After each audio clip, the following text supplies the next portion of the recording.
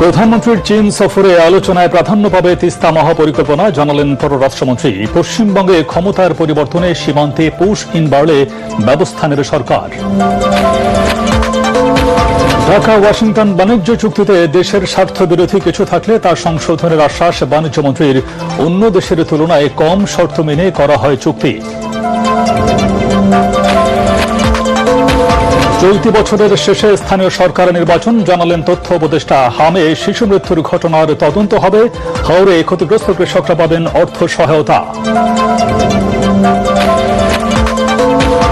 শাপলা চত্বর হত্যাকাণ্ডে নিহত ৫৮ জনের পরিচয় শনাক্ত, বললেন চিফ প্রসিকিউটর। ৭ জুন প্রতিবেদন দাখিল।